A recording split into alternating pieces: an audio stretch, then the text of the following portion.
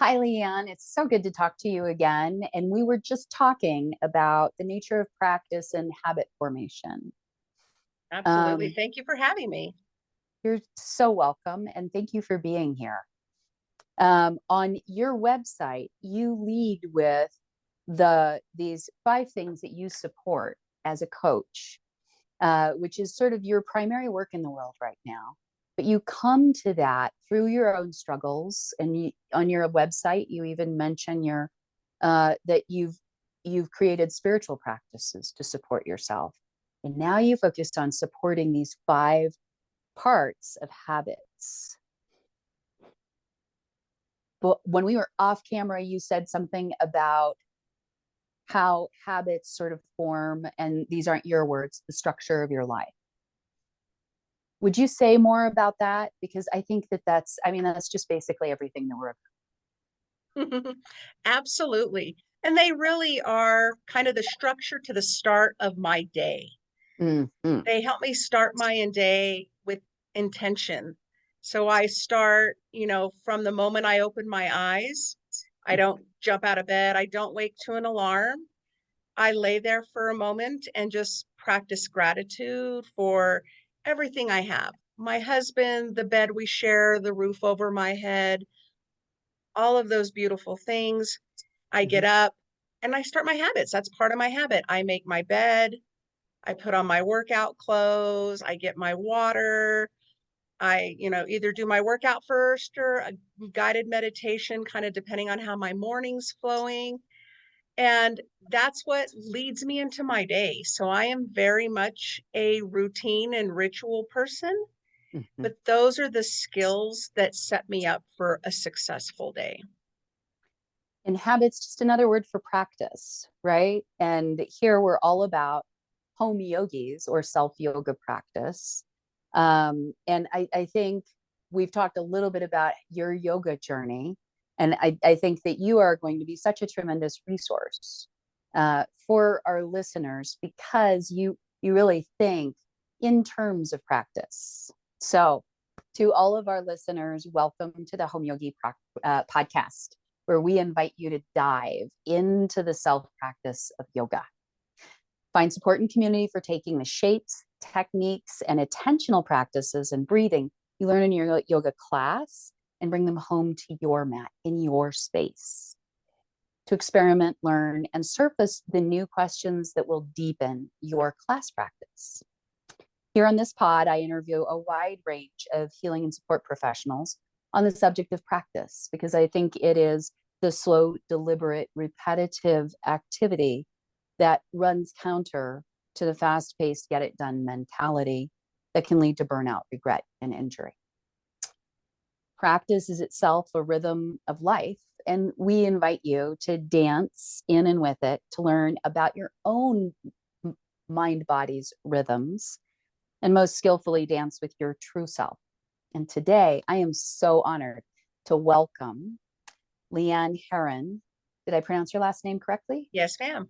Leann Herron, CLC, CHC, and a full time certified life and health coach, owner of Finding Resilience with Leann, and creator and host of the Happiness on Tap podcast, which I highly recommend.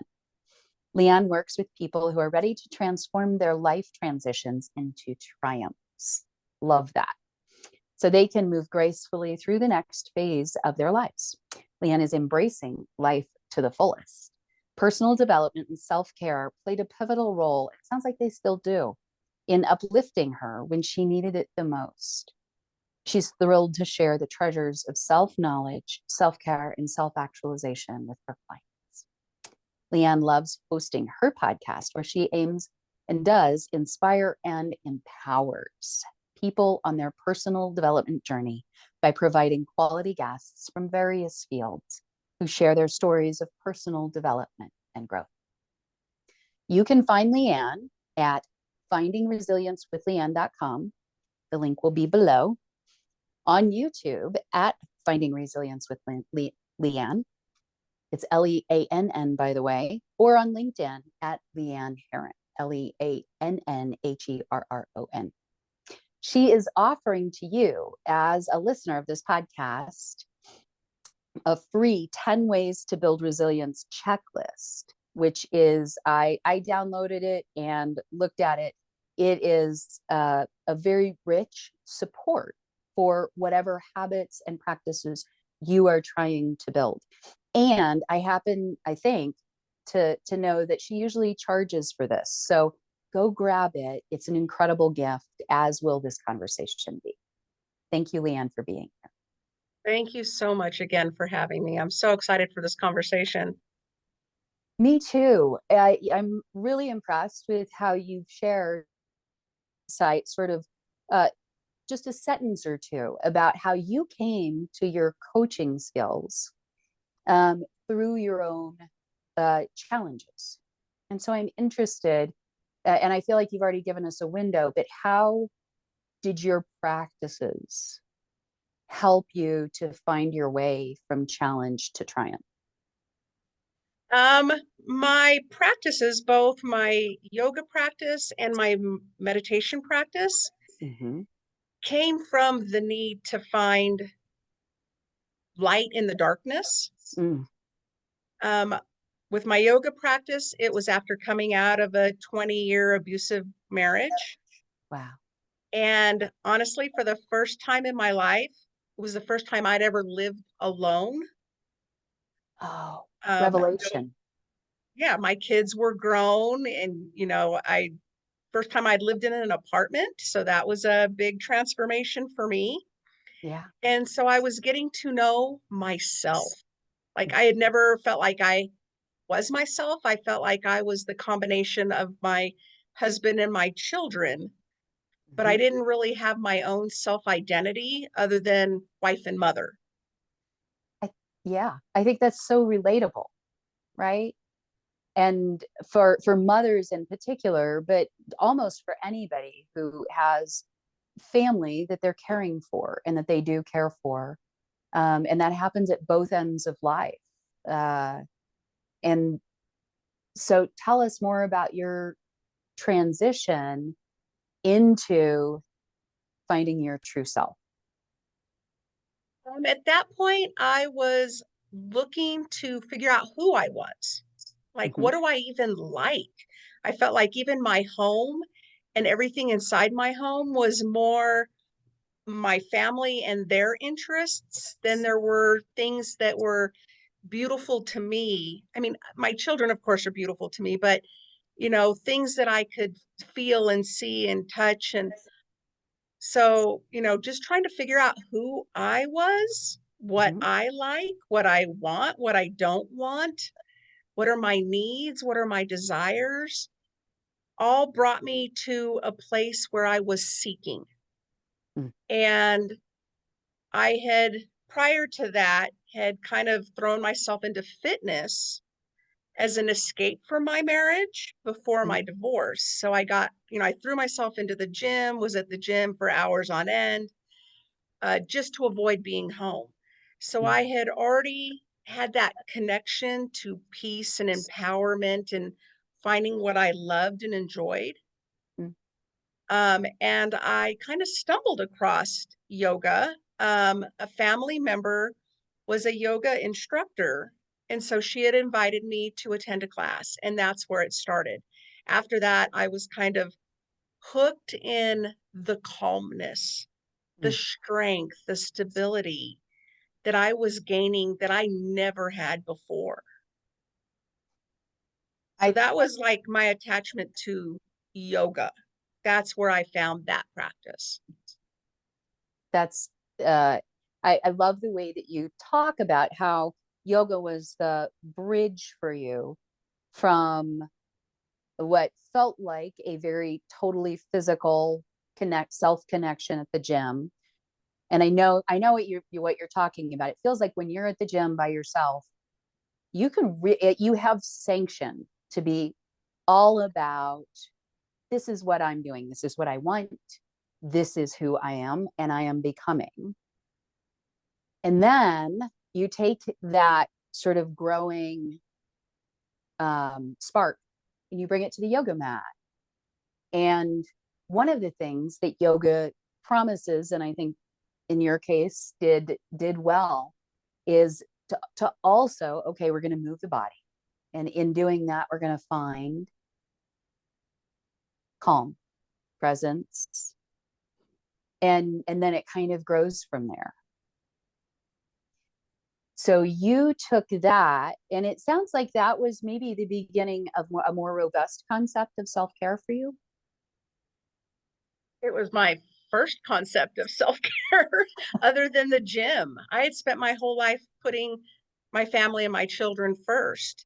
Yeah. And I didn't even grow up in a home where self-care was taught or evident, or, it was always just about raising your children, having a good job, succeeding financially to provide for your family. And it Yes. wasn't until, between yoga and meditation and learning self-care that I had even heard the term like giving from a full cup. I didn't know that I'd been living my life on the grounds at the bottom of the cup Mm, and not taking time to replenish myself so that I was taking care of these people from a full, healthy, vibrant place within myself. mm. So that was a huge shift in growth for me, was to even learn about that.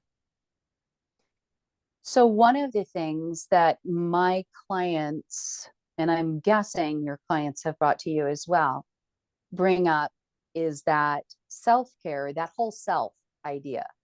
Um, I think our society, and particularly for women, creates a ton of obstacles and stumbling blocks to um, to investing in connecting to our true self, finding our true self, even thinking that there is such a thing as a true self, and that it's a good thing, and that it may even be good for everyone else around us, right? Oh, did you have a journey around, gosh, is this too selfish? Or Of was that course, beforehand? Okay. I'm even at that point where I was, I had the ability to learn those things. I still felt that kind of like an internal self guilt, because I wasn't used to having permission Mm. or giving myself permission Mm. for self care. So it was, yeah, definitely something difficult to first accept that it was now my time in Mm. life to do that. Yeah. Yeah. And so accepting and giving yourself that permission, that's one of the things that I love about what I've read of your writing and I've heard you speak about, is that you are you're very good at creating a permission structure where it's okay to be yourself, whatever that means, right? And what so on Transform Your Life with Leann's coaching, you highlight a strategy. So gaining clarity and forming a strategy, making consistent progress. And these are all the things that you support when you work with people, Mhm. drawing on this lived history as well as your impressive certifications, accountability and support, dynamic growth, and celebration of success. What was that celebration like for you in these early days when you were first kind of discovering self care? Do you remember any early celebrations of your self connection? Absolutely. In fact, it is something that I have learned to truly embrace on a daily basis, is Oh, preach. celebrating my wins. Um, but it does go back to the very early days of like when I threw myself into the gym. I started running on a treadmill. Well, I started walking on a treadmill, then Right. advanced to running on a treadmill, then picked up a running partner and started running out in nature, and eventually, learning how to run. And I never ran a marathon.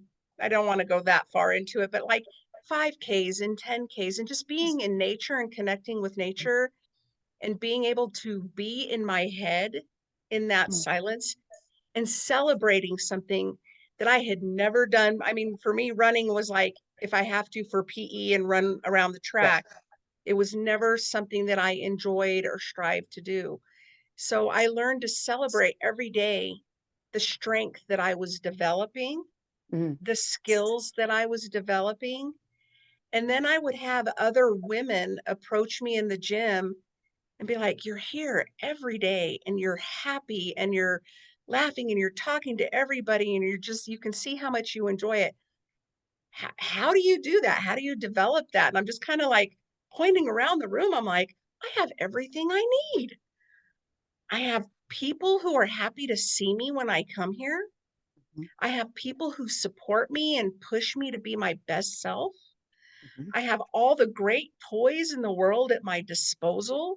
I even started working in the gym for the gym so that I could continue to share that with others because I could feel that infectious ability that people were coming to me because I was glowing and happy and, dropping the weight and proud of myself. And so, Mhm. yeah, I learned to really celebrate everything I did.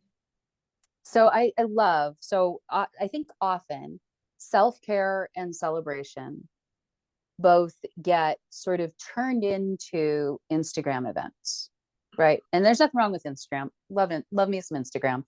But really, self-care, and I also love a mani-pedi.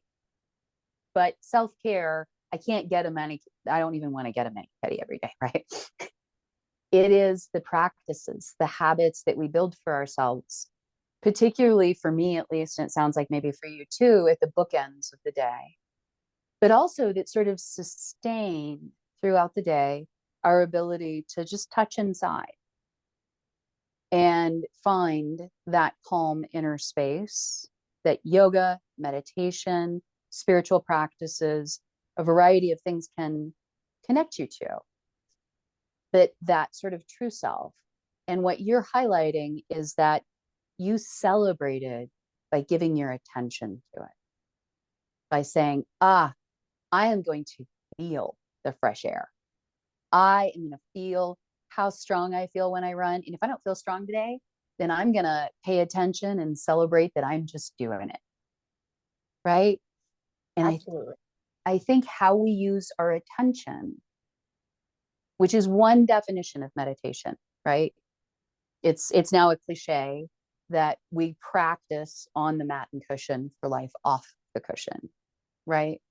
But that practice is practicing putting your attention where you intend to and continually returning. And you're highlighting how celebration and self-care doesn't have to be expensive. It doesn't have to take a long time, right? It is accessible from wherever we are. So how did you find your way into taking these trainings and becoming a coach that you've become?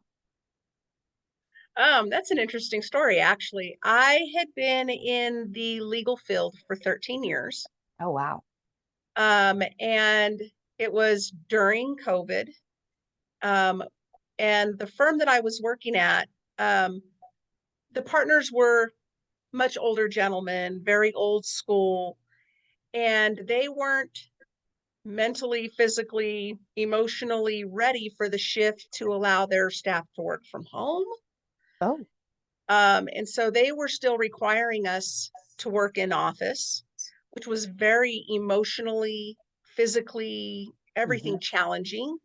Mm-hmm. Even though we were like one of the only law firms downtown that we were still coming in, you still were putting yourself in situations that, were draining, even getting on an elevator and, you know, Yeah. worrying about safety and all those things. And then being in office and trying to do your job, wearing a mask, carrying around a bottle of hand sanitizer and bleach wipes. And you couldn't have more than one person in the kitchen at a time or in the copy room at a time. And you couldn't have, we were so used to eating as a team, as a group.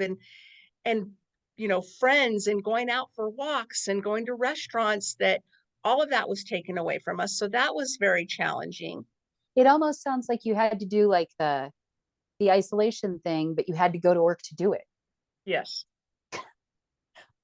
Wow. and and still be able to function and think clearly and keep up with the changes in technology, because now the attorneys were having to learn how to utilize Zoom for meetings with their clients, use Zoom for attending hearings with judges. Right. Everything was different.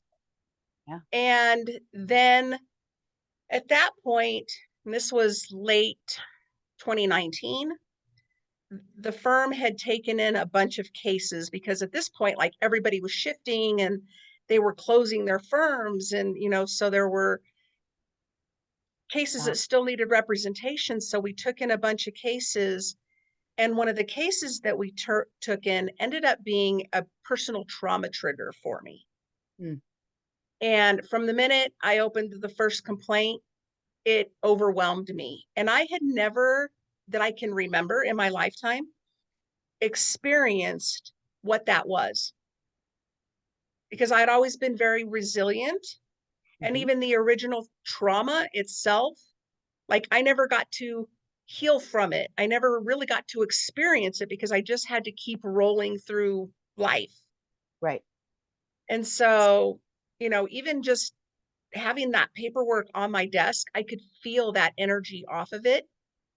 Mm-hmm. And I approached my senior attorney, Mm-hmm. who knew of my trauma, because I'm a very open book. And I had explained to him that I felt that these cases were going to be a daily trauma trigger, and requested an accommodation. I said, I'll switch work with anybody. I'll do anything, but I cannot work on this case and maybe this group of cases, because they're going to be triggering. Right. And at first, he was like, okay, let me see what I can do.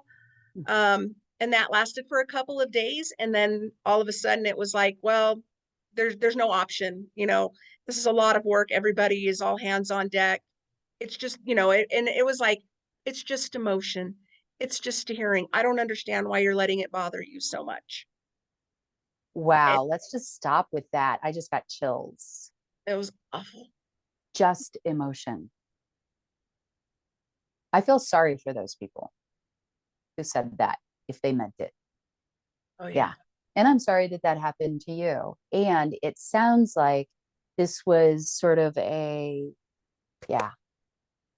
Um, it sounds like this was sort of a confluence of things that brought you into a space where you were able to find resilience.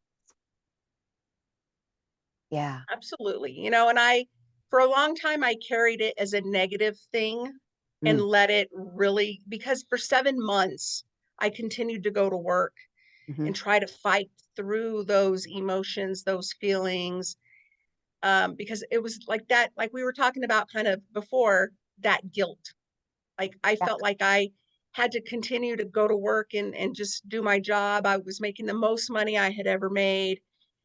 It was hard to walk away from that, even realizing that I needed to do so for my mental health.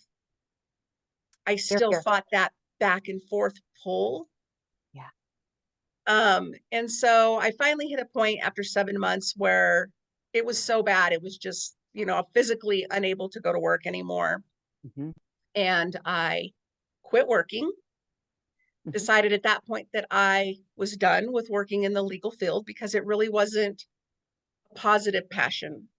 I had entered it thinking I was helping people, and found out that I really wasn't helping people. Not in the sense that I wanted to help people. I was going to say, you have so much to offer, and you inhabit all of the layers of yourself. And don't get me wrong, there's some lawyers who I am very thankful to in my life. And that analytical way of helping can Mhm. be really generative. And when you're ready to bring your full self, you needed a different You needed to spring out of a different egg. How did that, how did that evolve for you? The blessing was that at that point, we had the financial ability for me to stop working, to truly focus on my self-care, my mental health, my physical health. And so I wasn't even thinking about work. I didn't have to think about it. I didn't have to think about what I was going to do next. Where was I going to work next? Was I going to start applying for jobs? I was able to just take time to heal. Started seeing a therapist, um, and started a meditative practice, a daily regimented meditative, just beautiful practice to get back control Mm, of my mind. mm, Because when I was going through all that trauma, I was experiencing brain fog, memory loss, anxiety, panic, fear, and it was so overwhelming. Like I was at a point where I was afraid to leave my house. mm, And so I was able to kind of seclude myself mhm. in my meditative practice and get rid of all the noise, get rid of all the chatter, and be able to get that control. And really, at that point, I felt like I had lost my resilience for the first time in my life because I felt like, why can't I just bounce back? Why can't I just, get back to normal? What is wrong with me? Ah, And, so even trying to work through that. And then I came across going to school to be a life coach. mhm, And even that was very hard because I thought with my memory loss and my brain fog, like, how am I going to remember this stuff? How am I going to remember nutrition and all these different things? I knew them before when I had thrown myself into fitness, mhm. but it was all gone. It was a gray, heavy fog. I felt like a giant etch a sketch most days. And I feel like that is such a relatable experience. And this is something that we don't often talk about, is part of being resilient is sometimes life gives you something that takes you out of your bounce back, right? And that doesn't mean anything's wrong with you. It means that your body and your mind are working the way they're intended. And there's something big for us to pay attention to. What would you say to someone who hears that story and goes, "Oh my goodness, that's where I'm at right now. I can so identify with that." And it's something I do, I work with my clients who are there in that overwhelm, Mm-hmm. because that was really like what I was experiencing was this intense overwhelm. Yeah. Um, for me to learn that I could regain my control Mm-hmm. by learning these tools and skills, really helped provide me with what I needed to go from the darkness back to my light. Ooh, yes. When I started working at that firm, one of the partners used to tell me I was like sunshine every morning Hmm. until I wasn't. Right. And I wanted to go back to who I was. Yes. That internal knowing. So even when it sounds to me, and please correct me if I'm wrong, even when you didn't feel like you knew who you were, what you desired, all of these other things before leaving that first marriage and all of those other things, there was something in you that was unique to Leann. And you found a way to create space for it, to identify with it and say, yes, that is who I am. And if I fall out of connection with that, that's okay, because I can find my way back because it's who I am in my bones. And that's now what you help people to do. So if someone is right there, what would you say is the first step that they can take before even necessarily calling anybody? Is there something that you would suggest that they could do right now to create that clarity of consciousness that you're referring to in meditation, the control? Um, it's usually trying to figure out, where they can find that silence within themselves. Mm, Um, because when you're still fighting the chatter and the noise and the negative thoughts and all of those things, mm, it's really hard to commit and find that silence, mm, that mm, control. mhm, Um, so usually, we kind of start even, a little further back mhm. into helping people realize, because I'm like most people, my favorite line used to be, well, I can't quiet my mind. My squirrels are all over the place. Right. But learning that I could, that I had the power within me was empowering. Yeah.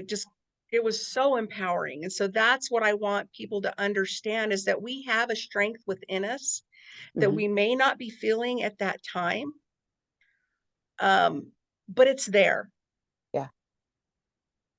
And just finding the peace in the moment to be able to draw from that strength, even deep down, feel it in your toes, find it somewhere in there that it's there. Yeah. So let's together just take one like 3 breath meditation. So if there's anybody out there who is feeling like this, put your feet on the ground, feel your butt on your seat, and then you can either put your hands over your heart or put them on your lap, but feel all the places where something's touching your body. And then just feel your breath in your nostrils as you inhale. And then feel your shoulders soften as you exhale. And for just 2 more breaths, just be. That's all. Being is enough.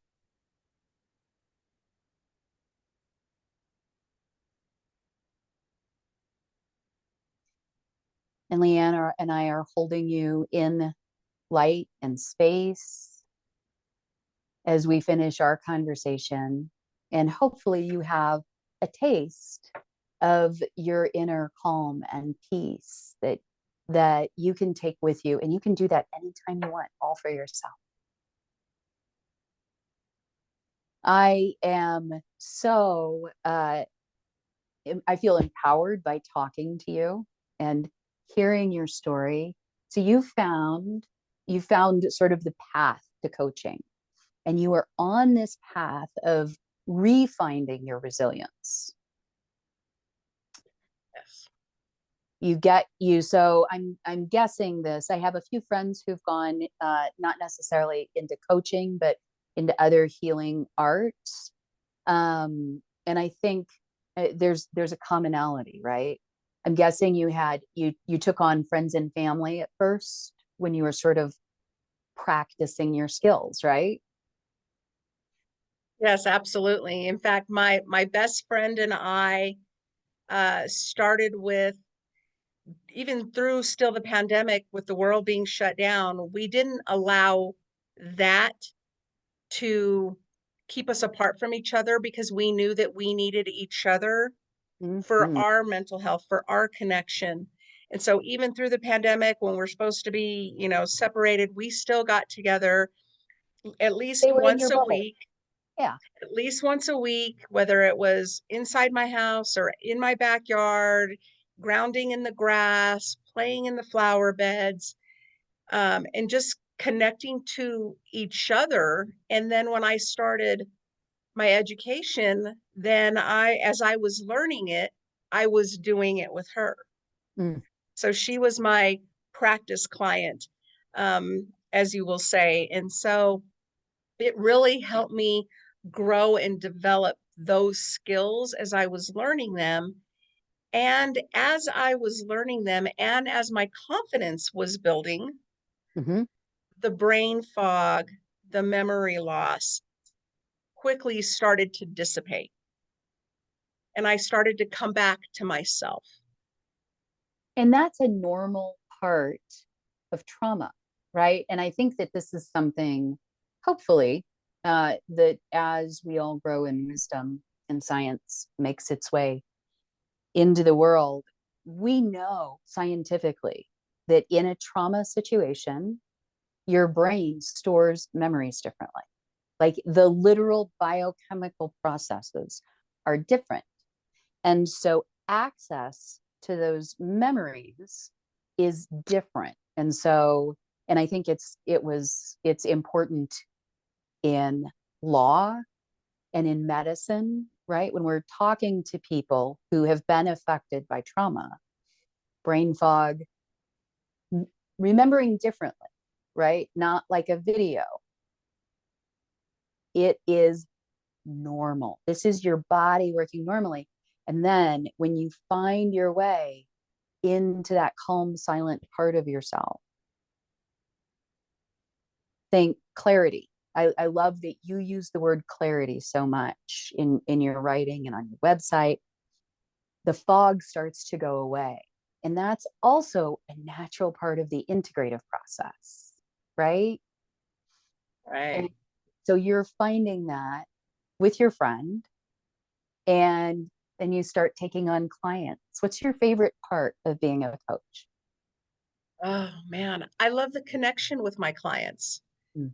When I first opened my practice, I debated on working from home and just doing virtual coaching, but I knew for myself that not only I needed, but the world needed that one-on-one connection because the world had, started reopening. This was early 2022.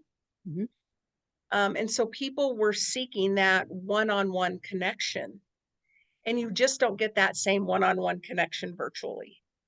And I so wish, but yes. and so I chose to um, rent a space. And even that was still very difficult for me because, I was still attached to trauma from my previous marriage and fear that now I'm out in the open and my name is on my window and I Right. have a website and is my ex going to find me? And so I still had a lot of fear, Mhm. but I spent the time to find the perfect location that took care of all of those fears, that alleviated them even from my thought process. And then it gave me the opportunity to also provide that safe space for my clients to connect, to share. So that's what I love about coaching. Mm. Is creating that safe space for whatever someone needs to find resilience through. That's beautiful. I love that you've demonstrated, you've given us examples of, and you have a presence about you that allows going slow and taking time. And what I think is interesting sometimes about taking time is it doesn't even take that much time, right? Sometimes it really is just hang on. Ah, I'm in a different place. I'm going to make a different choice from this place than where I was a second ago, right? And what would you say to someone who says, okay, I'm ready to start a practice of meditation, of yoga, of Tai Chi, whatever it is? What's one or two things that you would say are helpful in creating that space for themselves? I would say two things. One was creating that space in my home for that Literally. practice, literally that space. Preach, sister.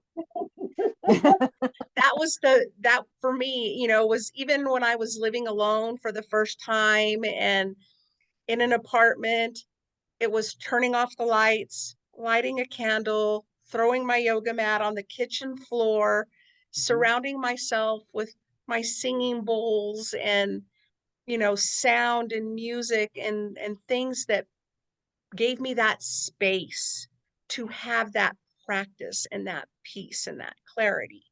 Yeah. Um, and then also that there is an abundance of resources available at our fingertips that, Yes. that didn't used to be there, not just having the ability to attend a yoga class, but, being able to attend a yoga class virtually, Hmm. which is something you do as well, correct? Yes. Yeah. And, I learned from YouTube.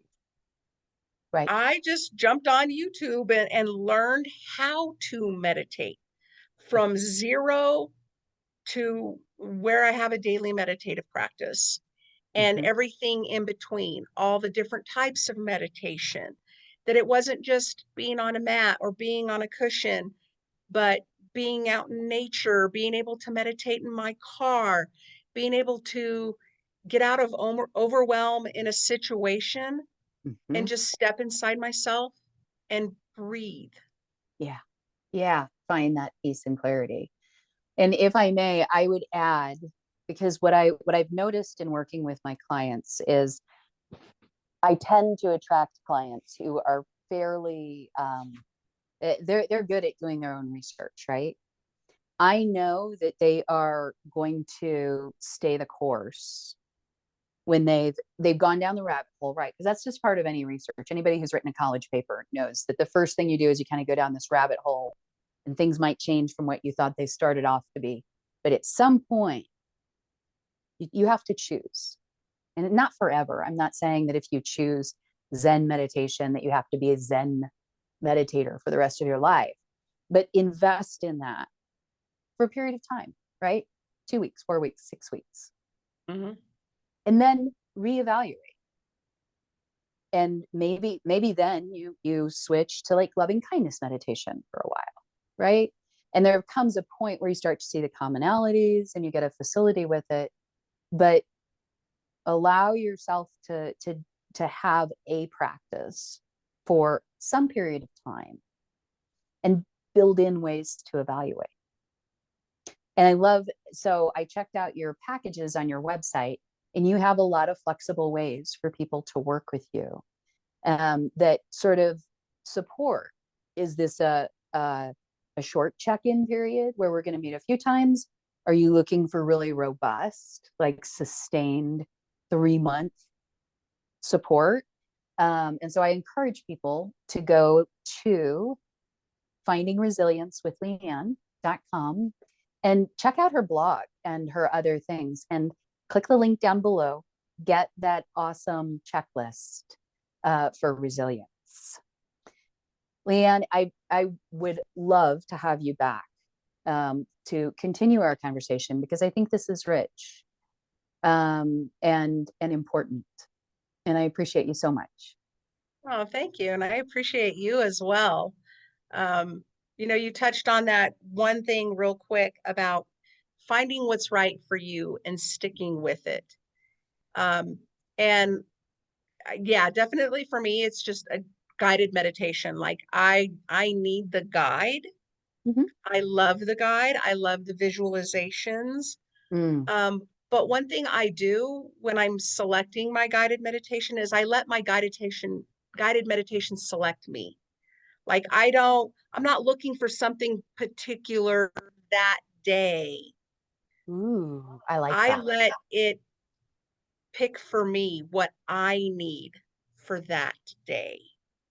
Ooh, And I've learned, that skill I learned a lot from Tessa and working with Tessa yeah. in using pendulums to Love. even determine like what supplements I need, my body needs for the day. So I've Hmm. learned to really listen Mm, to what I need, not yeah. just what I want. Oh, I'd love to pick up on a new conversation with you about this because I think this is really important, right? And that's so honestly, I think that's what people get sometimes out of classes, right? You show up and the teacher, so little secret, the teacher is teaching you their practice, not yours. But it's like, okay, this is what I am doing today. And then maybe it wasn't perfect for you, but you had an experience, you got into your body, right? And there's a process that can be cultivated of contacting the teacher within. And these supports, like the pendulum. My grandmother taught me how to use a pendulum when I was 5. And I just think it's such a beautiful short way of contacting the teacher within and then developing your intuition, right? That self connection and allowing yourself to be taught by yourself. Well, I'm so glad to have spent this time with you. I look forward to spending a little bit more time with you on your podcast and then maybe to repeating this experience another time. You're I'd be honored. a fount of wisdom, and we will do it. I'd be honored, and I'm looking forward to our conversation so I can get to know you more deeply Oh, well, thank you. tomorrow on the Happiness on Tap podcast. Awesome. Yes. I look forward to that. And I hope you have a beautiful day. And for all of our listeners, remember that peace, calm, it's a breath away. And Leann has some ideas on how you can make that a bigger part of your life. Check her out. Take care and have a happy yoga day. Thank you.